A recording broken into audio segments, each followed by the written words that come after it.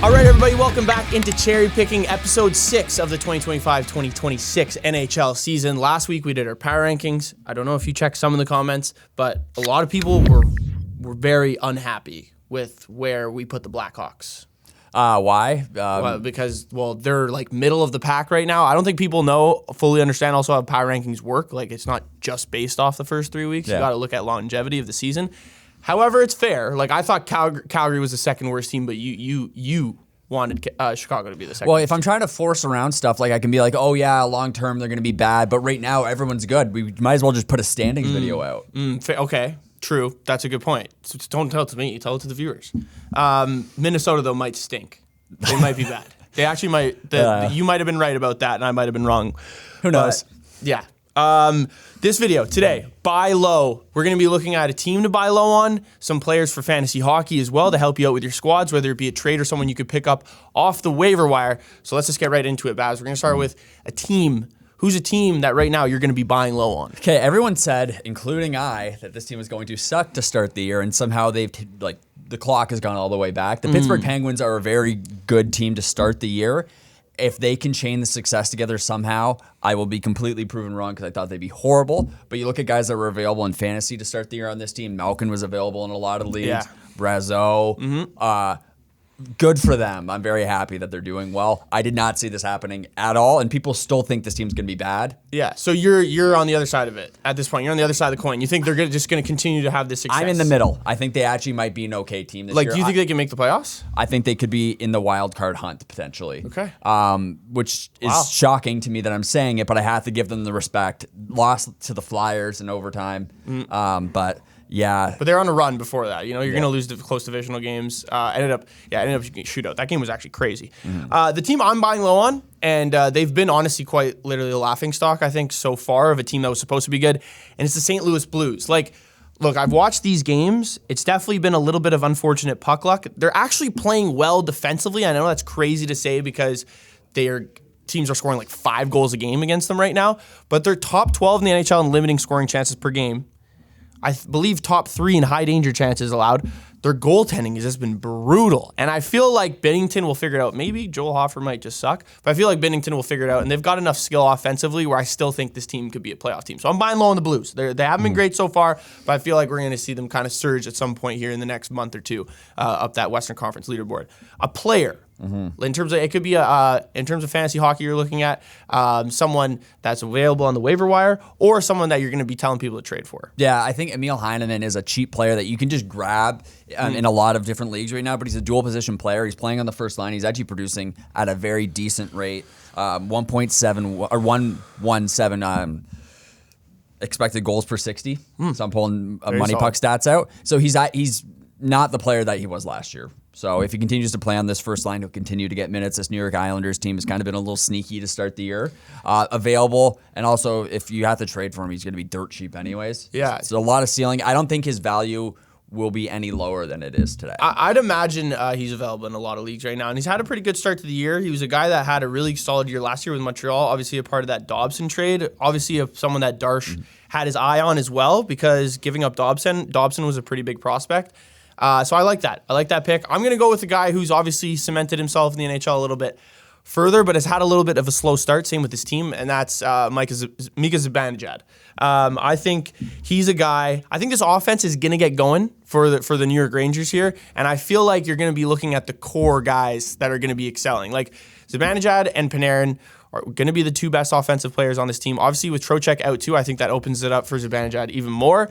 Obviously, this is a guy you're going to have to trade for in fantasy hockey, but him and Panarin have played well together. He's top 12 in the NHL in expected goals for. He's creating a ton of high-danger scoring chances as well. Rangers just can't score right now. Finally scored against Vancouver the other night. And I feel like if he continues to play with Panarin, he's a shoe-in to have a pretty good season as well. So I would trade for Zibanejad at this point. A defenseman you're looking to trade for or pick up. Trade or pick up for this guy. He's a top 25 defenseman in terms of fantasy point production to start the year. Oliver Ekman-Larsson has actually had a very sneaky start to the season. Okay. And he's somebody that if you are in desperate need of a defenseman that's going to be able to put up points, I wouldn't actually think this would be a bad pickup whatsoever. His underlying numbers are strong to start the season. The Toronto team is also going to get better as time goes on because they've been shuffling the lineup, probably lead to a couple extra points. He's well outperforming what his expectations may have been to start the year. Do you think this year without Marner on that first power play, like there's going to be a little bit more fluidity between the two power plays? Yes. Because like right now OEL's on the second power play. Riley's playing well in the first power play, so I can't see that changing. But do you see Berube maybe like switching it up a little bit more, going like a minute per minute instead of it being like a minute 30, a minute 45, and then throwing out the second? Yeah, like, and also like a 15-second power play is stupid, and I think they're trying to get away from that because guys get tired. So him on that second unit, and guys like on that second unit like Domi are starting to heat up a little bit. So I would suspect that it's probably going to be like a minute 15, 45 maybe situation, but he will have power play time, and God forbid any injuries, he's the next man up for that first power play quarterback. So I like Oliver Ekman-Larsson. Also, his shooting numbers have been very good this year. Okay, my defenseman I'm looking at is Seth Jones on the Florida Panthers. He doesn't have a goal yet this year, so I feel like you might be able to get some fantasy owners who are a little down on him, a little pissed off by his production at this point, that maybe you'll be able to get him. Again, look at similar numbers as Zibanejad. In terms of defensemen, he's top 12 in expected goals for. He's obviously a guy that's always been able to create a lot of offense from the blue line since he's been in the league, and even when he was in junior as well. We saw last year, after getting traded to Florida, like a little bit of a resurgence. With how many guys are injured on this Florida team and they continue to get injured, I feel like someone has to carry a little bit more of the offensive load. So I feel like trying to get Seth Jones at this point is probably the best opportunity you'll have because Florida's not going to stay this passive offensively for too long. Goalie time. Goalie time. So this one, his value will never be lower. That's very true. And a true. lot of people can pick it up. This guy, whether you're making a trade with somebody who just doesn't want to carry the IR spot, depending on how long he's going to stick there, which shouldn't be for too much long. Joseph Woll right now rostered in 30. Wall. Fuck. No, whatever. I wasn't trying to correct your pronunciation. Wall. I was reiterating. Wall. Is only rostered in 37% of leagues right now.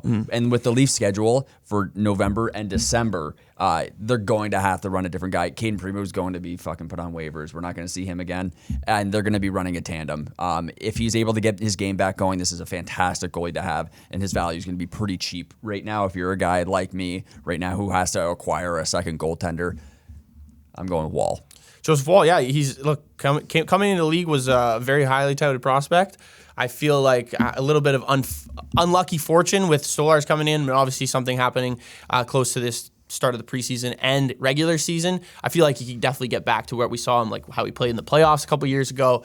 He's an elite talent. I feel like he could definitely do it for Toronto. So I feel like that's a good pick too. I love, and I've talked about this in the preseason, Jet Greaves. I love Jet Greaves on the Columbus Blue Jackets. The guy was unreal in the AHL the last 2 years for their AHL team. Last year in 11 starts, the dude's numbers were crazy, and I feel like they just kind of go by the wayside, especially on a Columbus team who's like not that great defensively. 7-2 last year with a 191 goals against average, 940 save percentage. His numbers aren't as good to start this year, but still, even in losses, he's posting solid numbers. He's posted 4 out of his 5 starts, he's had a sub-3 goals against. So I feel like even in losses, he's playing well enough and not necessarily the person to blame. I feel like he can take over the net from Elvis fully and be the full-time starter in Columbus by the end of the season, and maybe, I'm not totally sure what Elvis's contract situation is right now, but maybe gets moved at the deadline. Teams are always looking for goalies when it comes that time of the year for a playoff push. And where Columbus is in the standings, maybe Jet Greaves becomes their starter at the trade deadline. So that is 6 players, 2 teams each, or 2 teams total to buy low on. We'll get to the trivia segment of this show, Babs. We did this in week 1 or maybe week 2, where we're going to both say a letter at the same time. My letter will be for the first name of the player. Yours will be the last name of the letter, or player, excuse me. Best of 7 wins. Okay? Yep. Ready? Start right off. You have a I thought of number, letter. We're doing letters. Okay. 3, 2, 1. B. M. Bobby McMahon. Brad Marchand. 3, 2, 1. M. S. Matt Sundin. How are you so good at? How are you so much better? You're always like last time. Even I was shocked at how much better you were than me at this. Okay. I don't know. I'm not good at a lot of stuff. 3, 2, 1. N. B. Nick Bukestad. Fuck yeah! Yes. Okay. 1, 2, 3. R. E. Eric Robinson.